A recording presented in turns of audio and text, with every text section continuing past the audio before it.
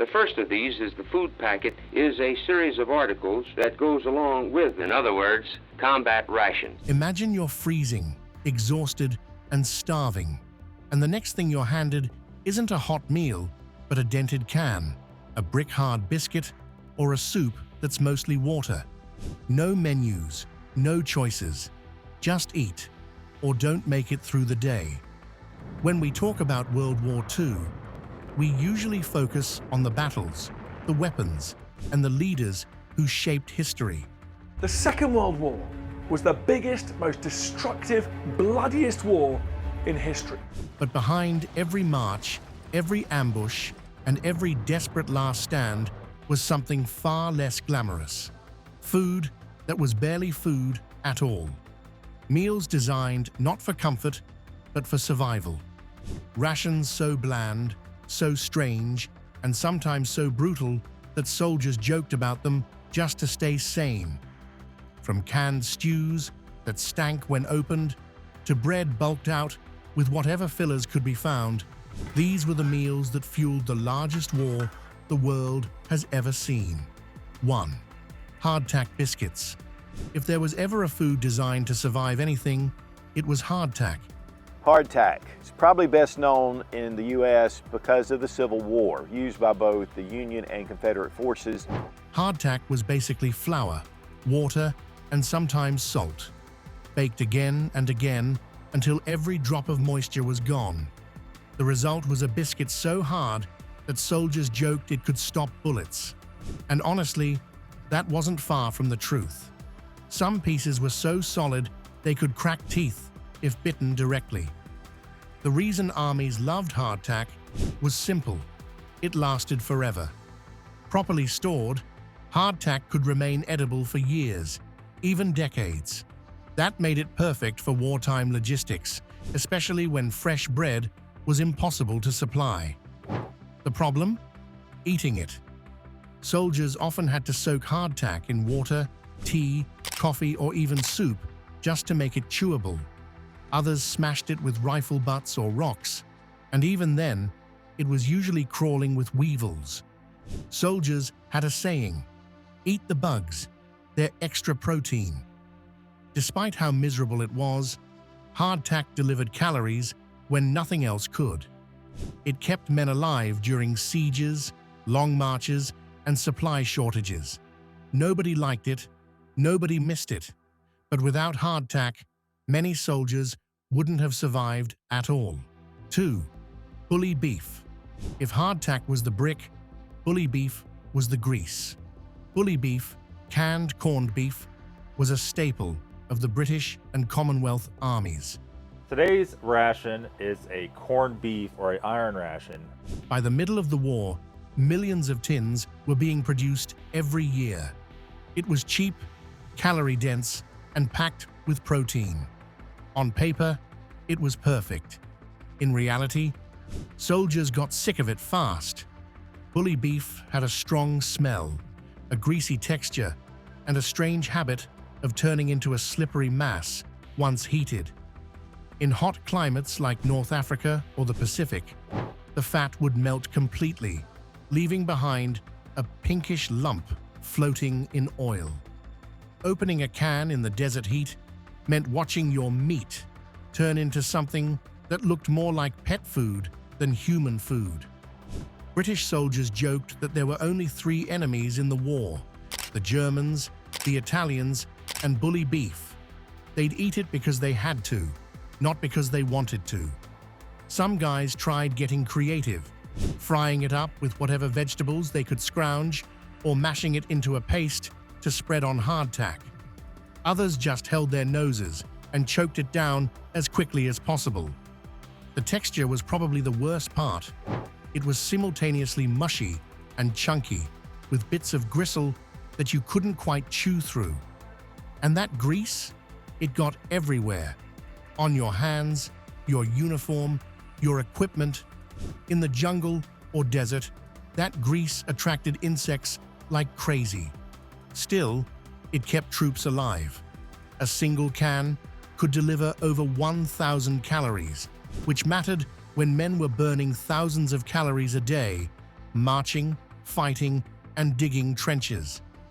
When you're exhausted and haven't eaten in 12 hours, even disgusting food starts looking good. Soldiers fried it, mashed it, or mixed it with whatever scraps they could find to make it tolerable. No one loved bully beef, but they depended on it.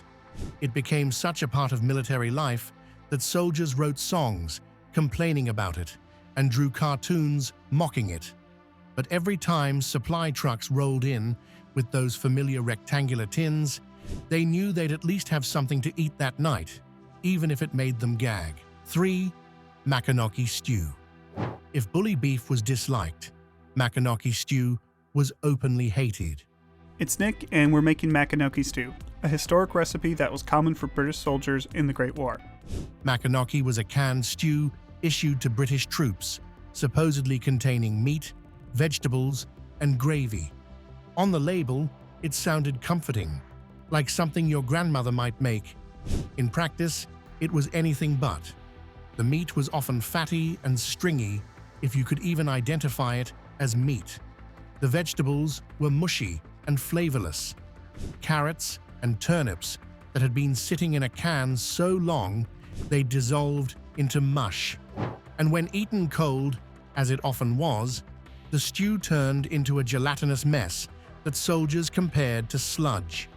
The grease would congeal into a thick layer on top that looked absolutely revolting. Heated properly, it was slightly better. Slightly. At least when it was hot, you could pretend it was actual stew. The warmth made it somewhat edible, and if you were cold and wet in a trench, anything hot was welcome. But heating food wasn't always possible on the front lines.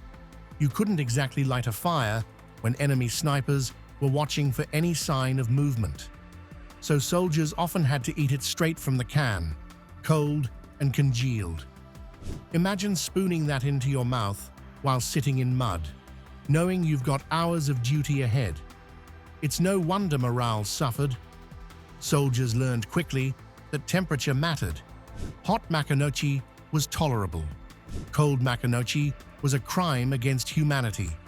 Some guys would risk warming it over a candle or try to heat the can using vehicle engines, anything to avoid eating it cold. By World War I, Maconochie already had a bad reputation. By World War II, it was legendary for all the wrong reasons. Veterans would warn new recruits about it. Some soldiers traded it away whenever possible, swapping their Maconochie for literally anything else. Cigarettes, chocolate, even extra duty shifts. Others mixed it with hardtack just to give it some texture and dilute the awful taste. Despite the complaints, millions of cans were produced because it was cheap and shelf-stable. The army didn't care if soldiers liked it, only that it filled stomachs and provided calories. From a logistics standpoint, Maconochie was perfect. From a culinary standpoint, it was punishment. 4. Sea rats. When the United States entered World War II, it needed a standardized combat meal. The result was the C-ration. One of the results of that rapid period of expansion and R&D was the ubiquitous U.S. military C-ration. C-rations were heavy canned meals designed to keep soldiers going in combat. A typical C-ration included canned meat or stew, crackers, chocolate, coffee, sugar, and sometimes cigarettes. Calorie-wise, it did the job.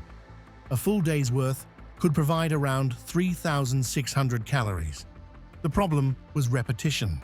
Soldiers ate the same meals over and over again. The meat options didn't change much, and after weeks or months of C-rations, even the toughest soldiers started to lose their appetite. Some meals became infamous, like canned meatloaf or liver loaf. Soldiers ranked their rations, traded unwanted cans, and invented recipes just to make them bearable. C-rations were reliable, but they were bulky and monotonous. Many soldiers reported weight loss, despite the high calorie count, simply because they couldn't bring themselves to eat everything in the can. 5. K-rations. K-rations were supposed to fix the problems with C-rations. Designed for short missions, K-rations were lighter and more compact. Each meal came in a small box containing crackers, processed meat, powdered drinks, candy, and sometimes gum or cigarettes. The idea was convenience. The reality was hunger. K-rations were never meant to replace full meals for long periods, but that's exactly how they were used. Soldiers in intense combat zones relied on them for weeks at a time. The result? Chronic hunger. A full day of K-rations provided about 2,800 calories, which wasn't enough for soldiers burning massive amounts of energy. Men complained of weakness, weight loss, and constant fatigue. They were easy to carry, but they left soldiers wanting more, constantly. 6. SOS. Few military meals earned a nickname as famous or as honest as SOS. Officially called creamed chipped beef on toast, soldiers called it shit on a shingle. Thin slices of dried beef were drowned in a thick white sauce and poured over toast or biscuits. It was cheap, it was salty, and it was everywhere. Despite the jokes, SOS actually provided decent calories and protein. It was easy to prepare in mess halls and didn't require fancy ingredients. But taste-wise, it was aggressively bland and overwhelmingly salty. Soldiers complained that it looked unappetizing and tasted worse. Still, many admitted that when they were starving, SOS filled them up. It became a running joke in the US military. A meal everyone hated, but everyone knew. 7. Rye bread and potatoes. For German soldiers, especially later in the war, meals became painfully simple. Rye bread and potatoes formed the backbone of the German diet. Early in the war, supplies were decent. But as Allied bombing campaigns destroyed infrastructure and supply lines collapsed, food quality plummeted. Bread became darker, denser, and smaller. Potatoes were boiled, mashed, or eaten plain. Meat became rare. By 1944, German civilians and soldiers alike were surviving on reduced rations. Some estimates suggest daily calorie intake dropped below 2,000 calories in some areas, far below what soldiers needed. Rye bread and potatoes kept people alive, but barely. 8. Ersatz bread, including Rzewski bread. When even rye bread became scarce, Germany turned to ersatz food, substitutes. Ersatz bread was stretched with whatever fillers were available: potato pulp, sawdust-like cellulose, and other non-traditional ingredients. The goal was to make bread look filling, even if it wasn't nutritious. Rzewski bread, associated with the brutal Eastern Front fighting, was especially infamous. Soldiers described it as crumbly, sour, and barely edible. It filled the stomach, but offered little energy. Many soldiers suffered digestive issues after eating it, adding misery to already horrific conditions. 9. Desiccated vegetables. Fresh vegetables were a luxury during the war. Desiccated vegetables were the solution. These were dehydrated carrots, onions, cabbage, and other vegetables compressed into blocks or flakes. In theory, they just needed water and heat. In practice, they took forever to cook and often tasted like nothing or worse. Soldiers complained that they were chewy, bitter, and smelled strange when rehydrated. Still, they provided vitamins that prevented deficiencies like scurvy. They weren't enjoyable, but they were necessary. 10. Spam. Spam. It also deserves credit for saving millions of lives during World War II and the years following. Spam might be famous today, but during World War II, it was everywhere and eventually unbearable. The US shipped over 100 million pounds of spam to Allied forces. It didn't spoil, didn't need refrigeration, and could be eaten hot or cold. At first, Soldiers welcomed it. Then they got sick of it. Spam was fried, boiled, mashed, and mixed into everything imaginable. Over time, troops joked that they could recognize Spam in their sleep. It kept armies fed, but it wore out its welcome fast. 11. Dog biscuits. Eating dog biscuits is one of those things soldiers rarely admitted to openly, but it happened far more often than official histories suggest. Every major army in World War II used dogs. They guarded camps, carried messages, detected mines, and even helped pull wounded soldiers off battlefields.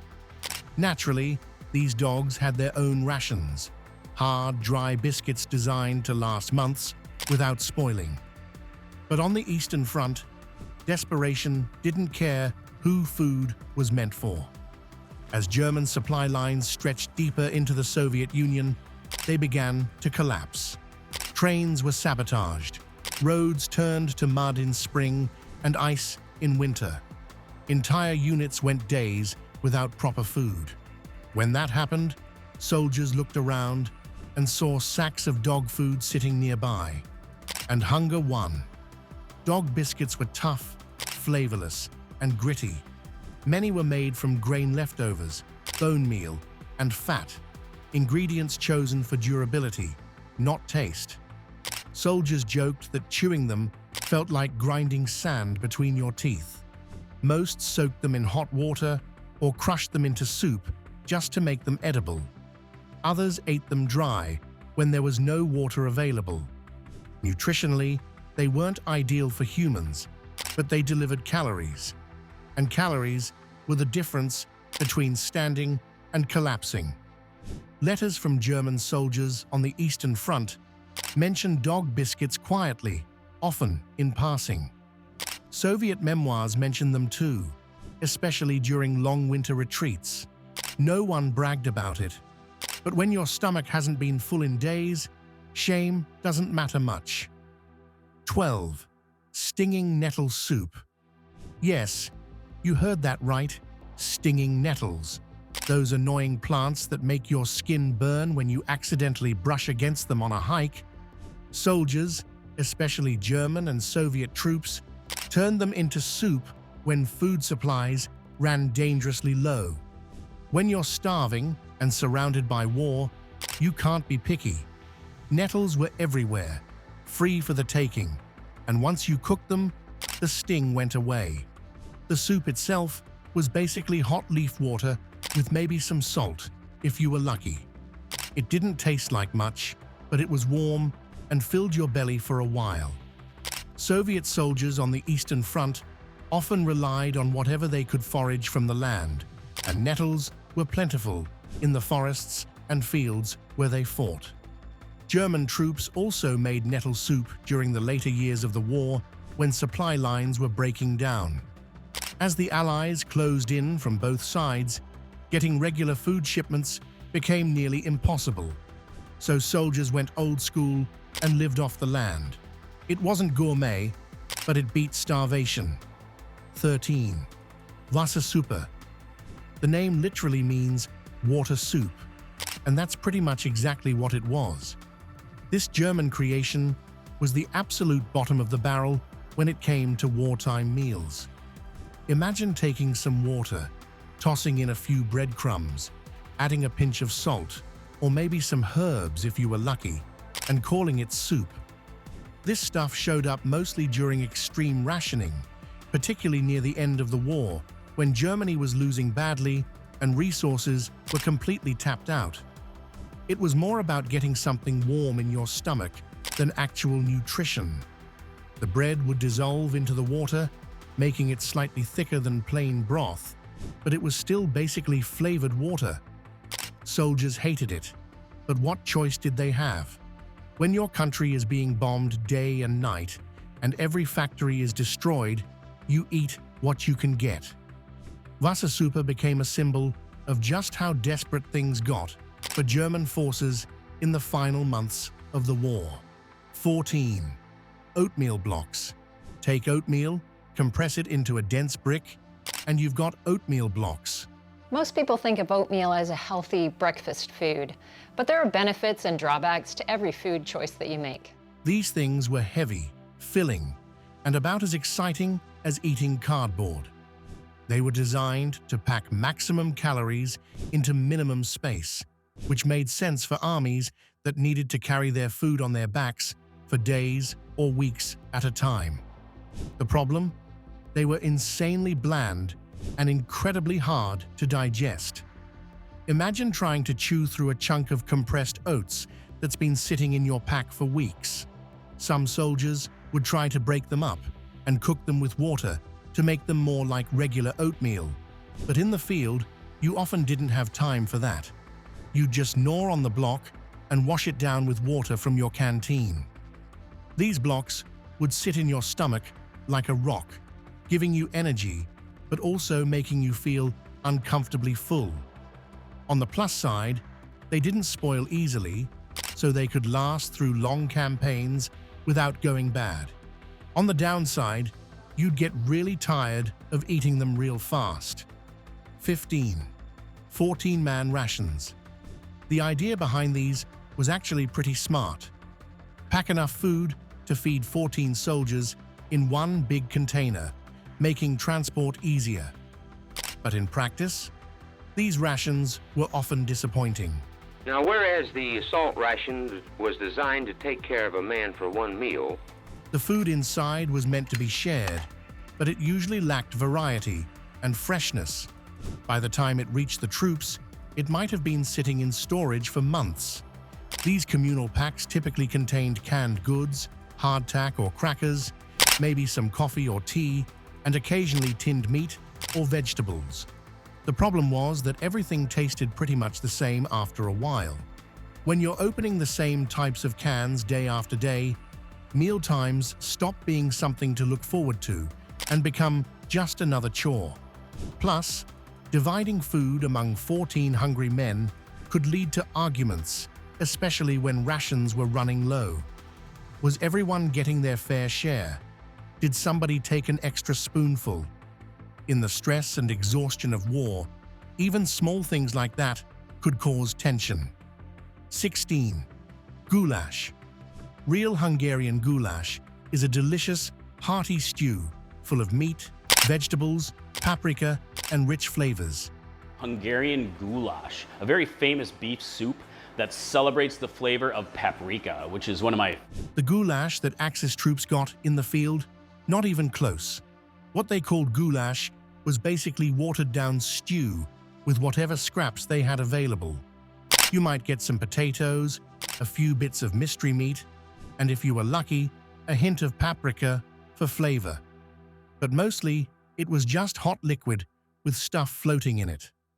The cooks did their best with what they had, but when supplies were limited, goulash became code for random ingredients thrown in boiling water. Still, it was hot, and that mattered when you were stuck in freezing trenches or muddy foxholes. A cup of warm goulash, even terrible goulash, could boost morale a tiny bit. It reminded soldiers of real food, even if what they were eating was nothing like the original recipe. 17. Marmalade and bread. British soldiers got very familiar with this combination. It was simple, sweet, and required zero cooking skills. Just spread some marmalade on bread, and there's your meal. The British Army loved marmalade, and soldiers received it regularly in their rations. Sounds okay, right? Well, imagine eating marmalade and bread for breakfast, lunch, and dinner, day after day, week after week. The sweetness that seemed nice at first would start making you sick after a while. Plus, bread in military rations wasn't exactly fresh bakery quality. It was often hard, stale, or starting to mold.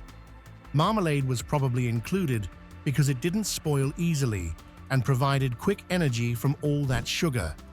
It was lightweight and easy to pack, but soldiers would have given anything for a proper cooked meal instead of yet another marmalade sandwich.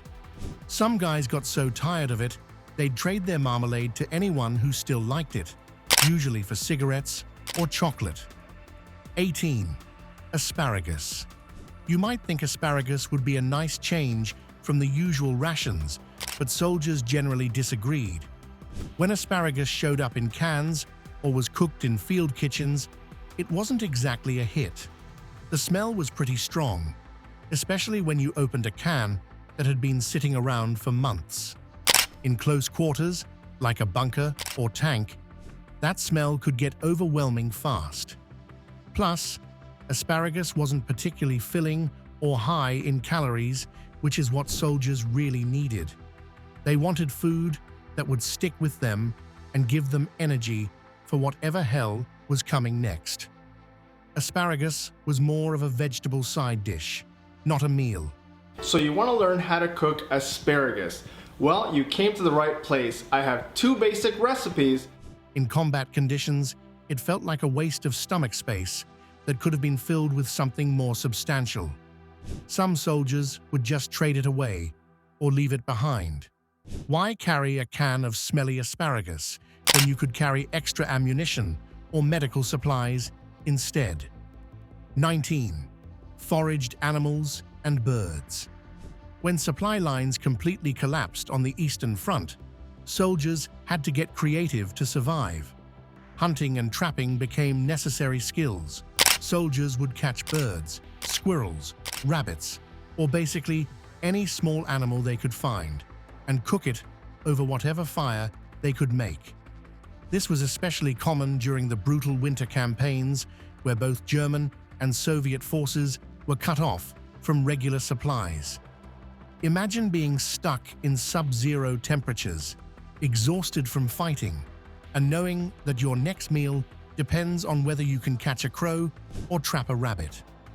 The quality of these meals varied wildly.